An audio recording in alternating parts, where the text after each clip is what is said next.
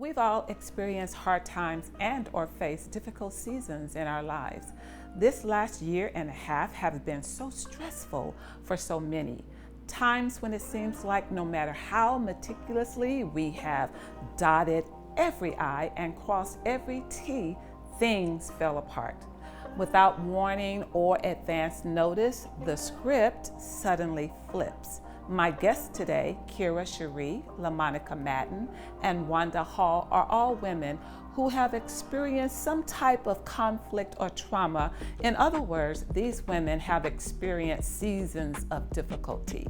They are here today to share their story. Listen to this necessary conversation. Hello, ladies. Thank you so much again for coming to join us for this necessary conversation. Now, I do want to open up with a phrase that we've all heard in church, outside of church, and that phrase is, I don't look like what I've been through.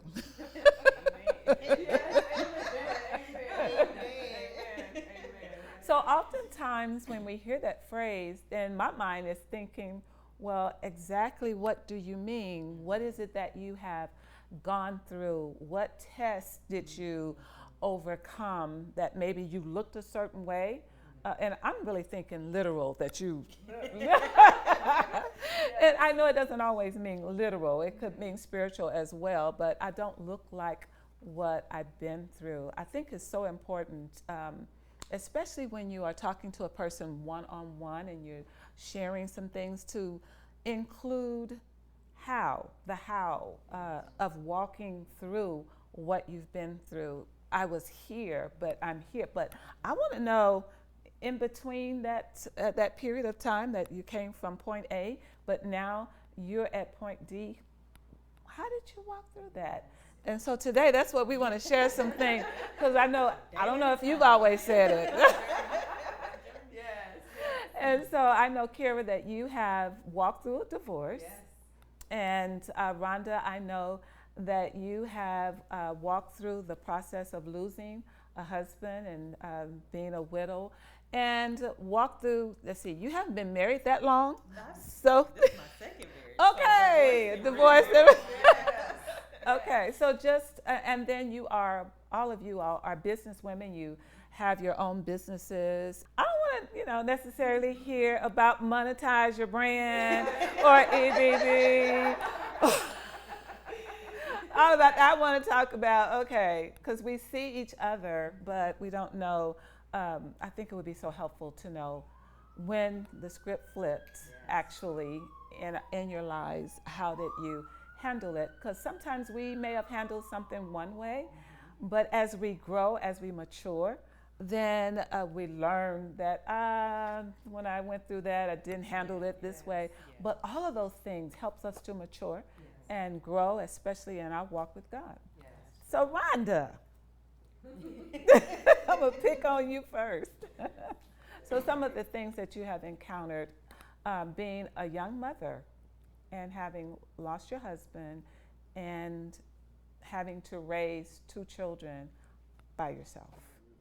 Well, it's obviously extremely surprising. I think that even when you have an ill loved one, and you know it's coming, it is still devastating and just as much of a surprise when it does happen. And so my husband had cancer for 10 years. And so with a 5-year prognosis. So the next 5 years was a blessing. He got double, but it was still a surprise. And so afterwards, it was, like I said, it was still just as devastating.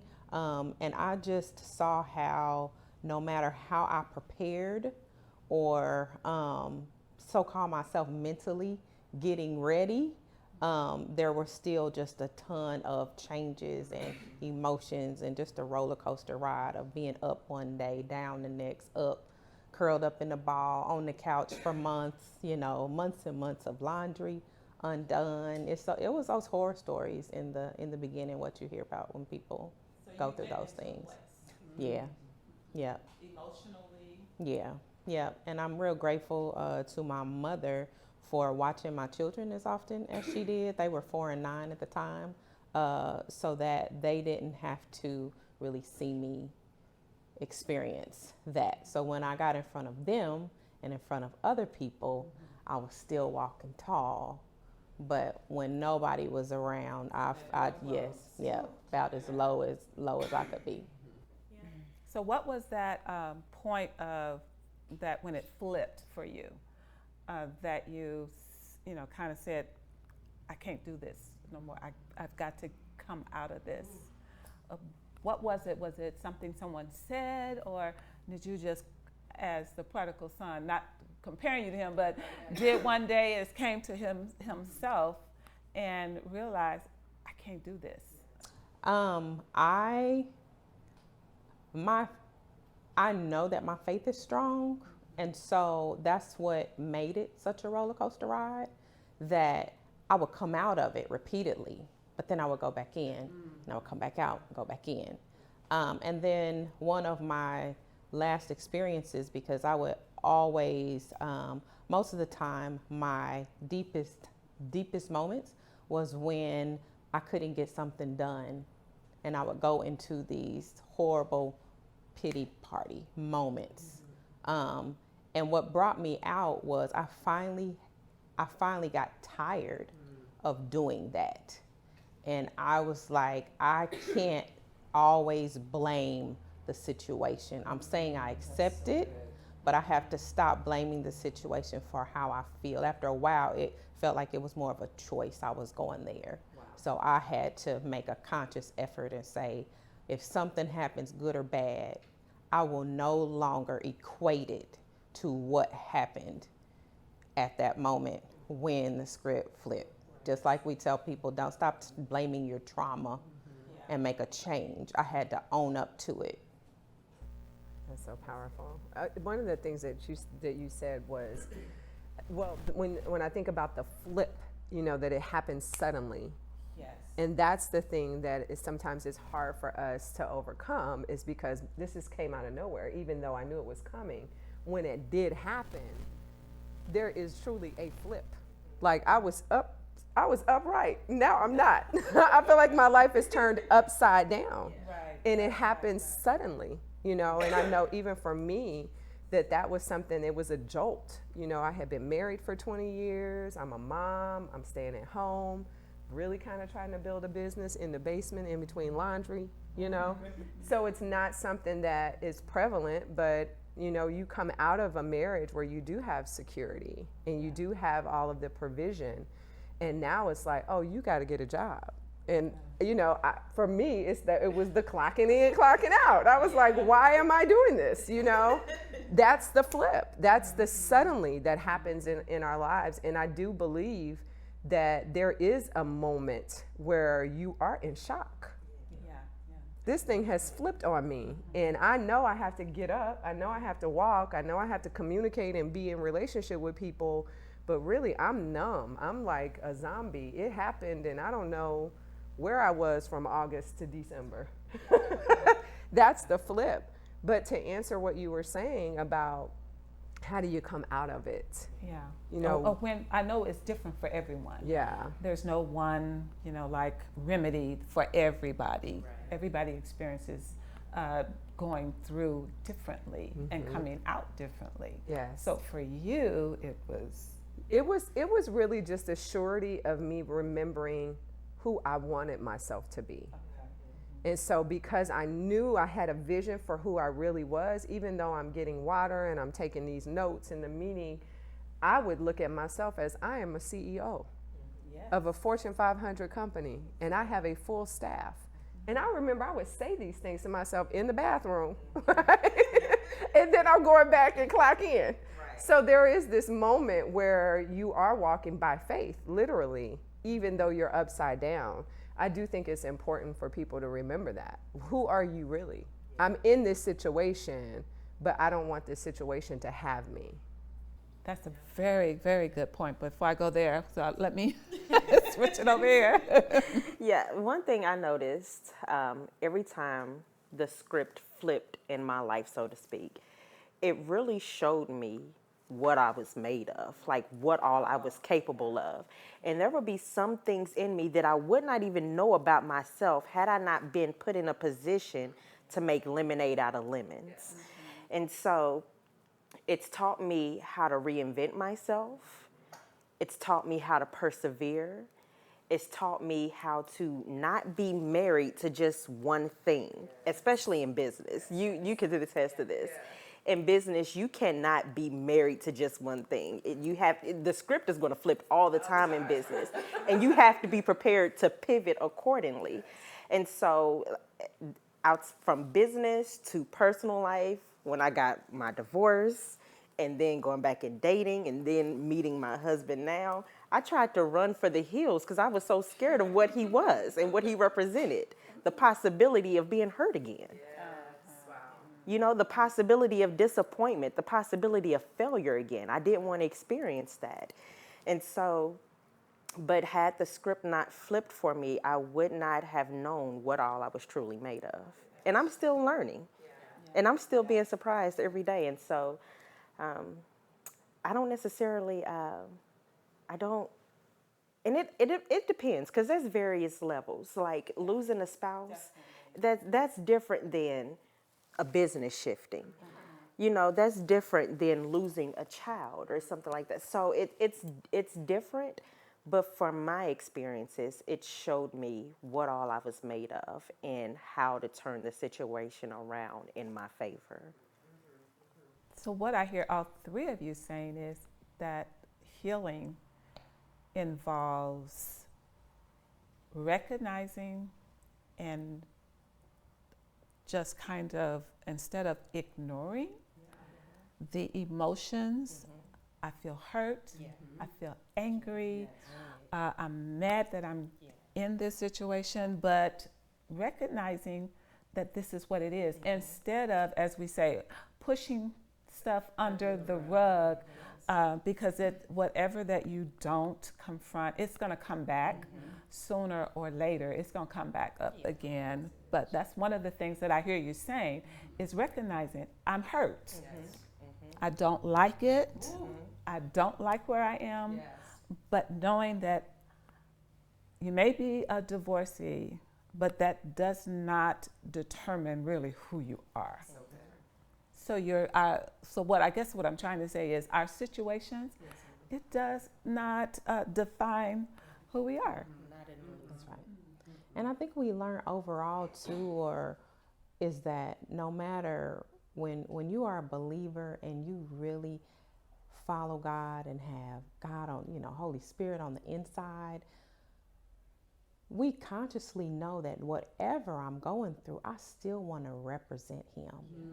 And so I don't even want to, I didn't want to look how I really felt on the outside. I wanted to put on, as we call it, the face. But I stand on, the word that tells us to, be strong before men and weak before God. And so I felt like I could go in my closet and be weak in front of Him, and then come out and still stand tall, knowing He was what was holding me up, when almost like a puppet, to go outside, and He was giving me the strength. But then I could come and let it all out behind closed doors for Him to see all the ugly, and all that, that emotion. That reminds me of an old song, and some of you guys may be too young to. You may not. And I don't even remember the artist that sung it, but some of the words is, they don't know that I go running home when I fall down. They don't know who picks me up when I'm down or something. And then it ends with, this warrior is a child. Wow. So it kind of spoke to, I'm out there on the front line. I'm out there doing what I need to do. But when I go home into my private closet, then that's when I'm a child before God. Yes. I love that. I love that song, but I just don't remember. I'll have to Google, because these days you can Google anything. And we know that you have a beautiful voice. Y'all want, no. So let me ask you this. Surviving, the difference between surviving and thriving. Surviving means that I'm just making it by the day. And I think we've all had, anybody that's lived any length of time has experienced those things where it feels like I'm not thriving, I'm just by day. I'm making it. Faking it till by, you make it. Yeah. Just existing, not really living, just making it through the day. But thriving is too, that's something different.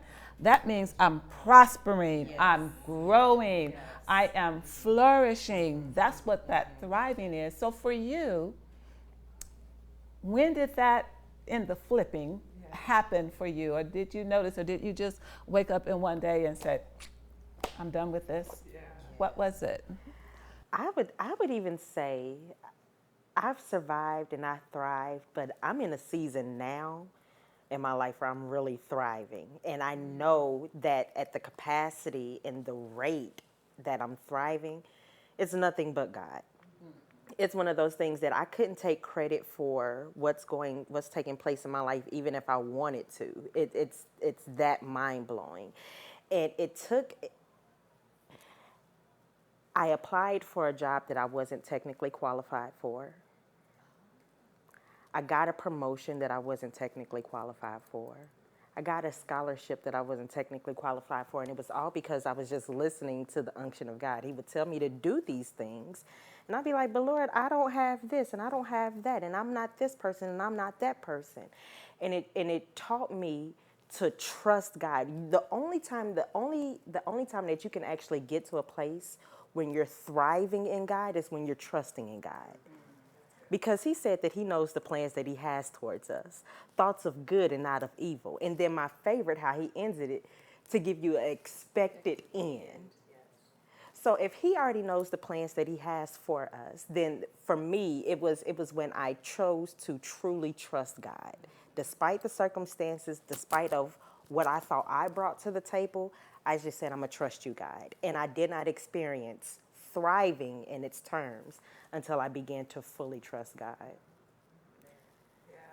So sometimes I know we can get so discouraged when a door closes, a door of expectation, a door that you say you weren't qualified, but a door maybe that you are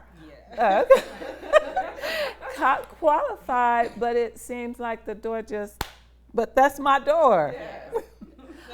But getting over that part and just looking at, okay, that door closed, where's the next door? It's the expectation that if that one closes, then there must be another door. Yes, that's it. Because there are many doors. It's like, which one is mine? Which one is mine? And it seems like it's always a better situation. But when you said, I know the plans, I mean, we don't know all the time, because sometimes this walk is definitely a blind faith. But if we don't give up, even when things flip, if it flips, there's something in it for us. I think too, the other part is for us to remember that while we're moving from surviving to thriving, it's important what pillars we start to build, because those pillars are now patterns that's going to take you into thriving, right? So I'm sitting at my desk, for the lack of a better word, being a receptionist. Literally, that's what it ended up being. And I knew that because I didn't have a lot of work responsibility, I had some flex time. So I started reading and writing, not knowing that while I'm clocking in and I'm surviving, God is giving me things to move me towards thriving. And so I think it's important when the script flips, it's for a reason. Yeah, when the door closes, it's for a reason. I love that you said that, because I honestly believe this, First Lady. If God let me see it, I can have it. Now, I might not have that one, but it's one coming. And so I believe that he allows us to see some things and say, okay, you're not ready. Let me close this up for you.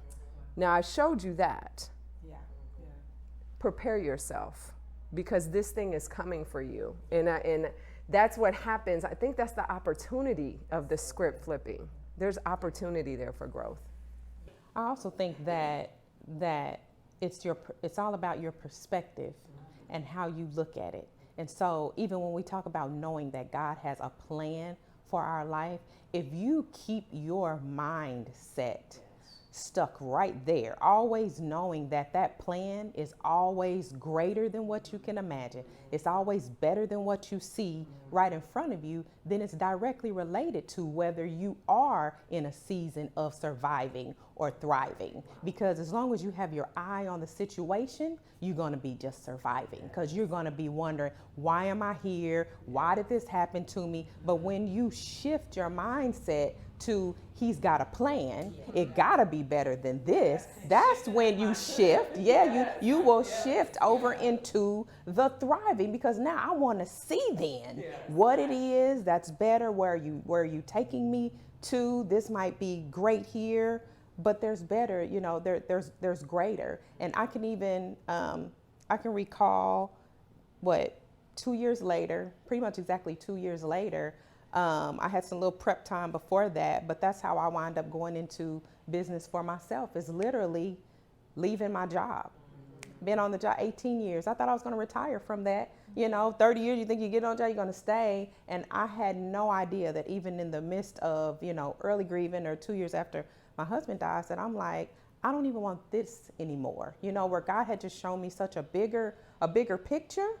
And I didn't even share with anyone that I was quitting, because I figured everybody's going to be like, you quit, and how would you do that? It seemed like horrible timing, but it was no better time than then, because it was in his plan. Yes. Wow. So you dared to walk out on that water.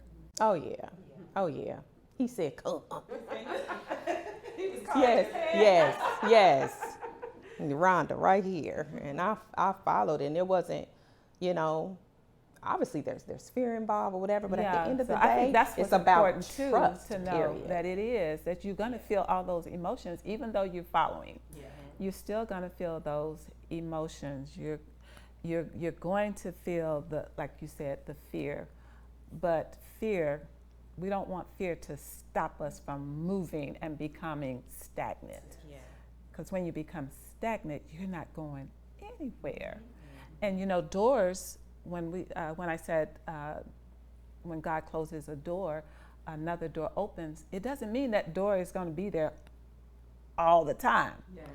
That I think we have opportunities to walk through the door, but don't think it's going to just be there all the time. So if you see that God is opening up a door for you, don't let fear, because that's what the enemy would want you to do. He would not want you to have what God said you could have. That's good. Mm-hmm. And everything you ever desired is always on the other side of fear. On the other side of Just got to get to the other side of it. Even that thriving part is on the other side. Yep. So when the script flips in whatever situation, whether it's personal, business, or the most recent for us has been my husband's surgery, and going in with, a plan. Then we knew exactly what was supposed to happen and all of that. And all of that seemed to ravel after about the third day, when we found out, there were some other things that should not have happened, but it did. And it caused so much pain, and excruciating pain. And to hold on in the midst of pain, when you see your husband, your soulmate, in that type of pain, the first thought is cry too, let me and cry, but that faith has to kick in. Like, no, this is not what you promised. I know what they did, but there is something else, and we know that you're going to bring him through this. He's coming home. That's right. Coming home, and coming home soon. But God did, of course, do it for us, and for that I'm grateful. But that was a flipping that it was not pleasant. It was not pleasant. Now, as a female and a wife, my type of personality, I was ready to go to the head of whatever I had to go through to everybody and they listen. Yeah. This is what, and this is, but This is what it's gonna be. I had to put my own self. No, I think it's wonderful when we think about the script part, that is language, conversation, that's dialogue, those are words. A script is words. Yes. And we as women, we have a voice, and God has given us the power of life and death in our tongue. And that's a part of that mindset switching and moving from surviving to thriving. What are you saying over yourself? What are you talking about? What are you talking about? What are you confessing? No, this is not what it's going to be. It's going to be this. This is what it's going to be. It's important how we speak in those moments when the script flips. And if you can't say something positive, just say less. Yes, or nothing. Nothing. Yes, nothing. Absolutely. So what I hear you all saying, because we're getting to our closing, but what I hear you all saying is, for those that are experiencing difficult times or experiencing a trauma, that one thing is you're not that situation, you're not that trauma, you're not that difficult situation. That's not who you are. It may be happening to you, but that's not who you are. And then we also talked about our emotions. Acknowledge. It's okay to say, I am angry, I am mad, but we just don't stay there. We don't allow it to linger. We don't allow that to fester in our heart. And another thing that we haven't said was, it's good to talk about it to someone. It's good to talk about it to someone that you trust, someone that can give you some good insight, because when you're going through, sometimes you don't see clear, and then a trusted person can see clear for you and kind of give you that shot in the arm that you need. And sometimes you might need professional counseling. And it's nothing wrong with that. Absolutely nothing wrong with that. That's one of the biggest things that I advise whenever anyone asks me about grief. Is I'm like, the first thing I say is, hey, feel how you feel. That's my own tagline now for grief, is feel how you feel. So even if it's something traumatic, or even when the script, whatever, it's all about letting the emotions come out and just feel how you feel. And so I know that God gave us every emotion that we have.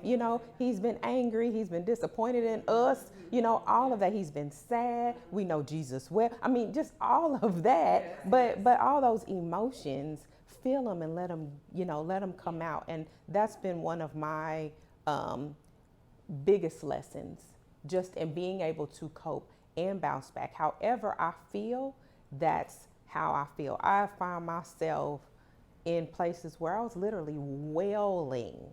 I mean, it's beyond crying, just like crying to the point where you can make yourself sick almost.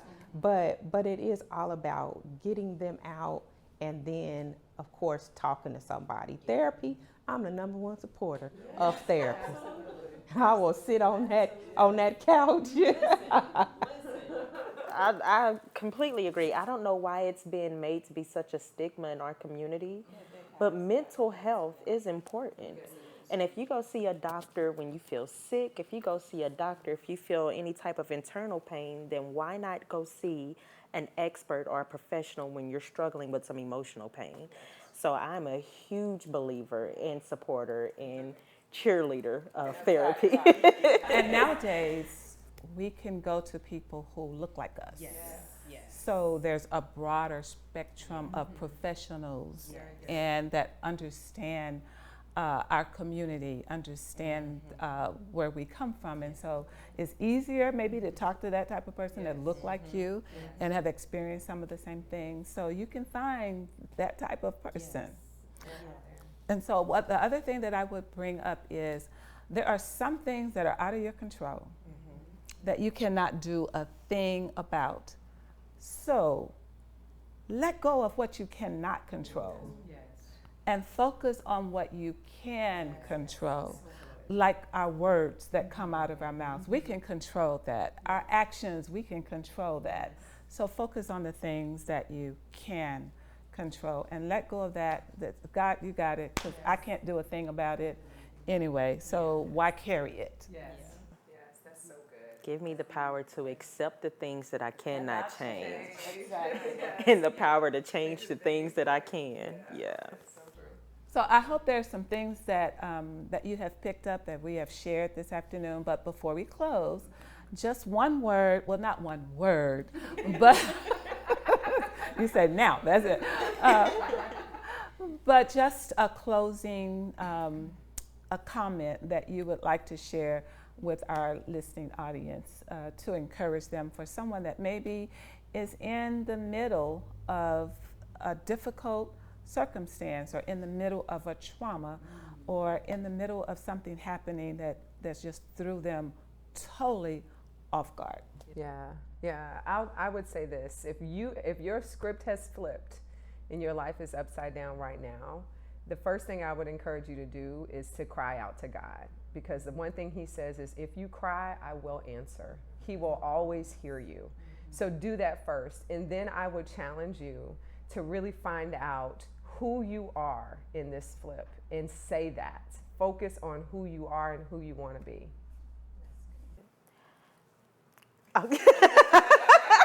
I can go. I would say,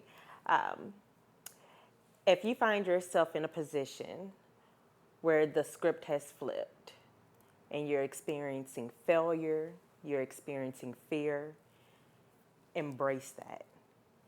Be true to your emotions in the moment, and it is okay. And then keep pushing on, because everything that you desire, all of your hopes and dreams are always on the other side of fear. So keep pressing on. And I definitely just add that no matter what the situation, no matter how the script flips for you, no matter how grim it may look, always remember that God has a plan for your life. And that plan is always for better. He has got your best interest at heart, no matter what it looks like. And if you remember that and know that your ladder is greater than whatever you may be going through right now, He will bring you through it. He will bring you out of it. You just have to trust Him. So let me say what my husband always says: you're going to be all right. I love it. Yes. Thank you all. Thank you so much.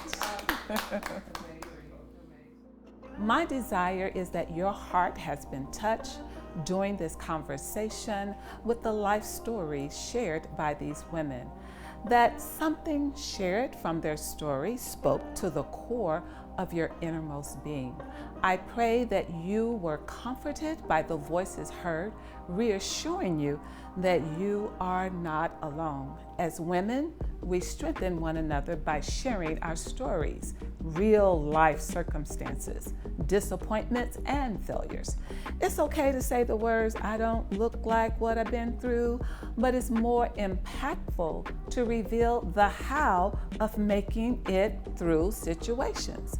My prayer is that your heart is opened and know that God has placed a light of resilience in you that can never be dimmed.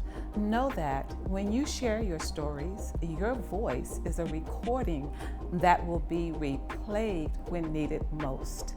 Thank you again for joining us today.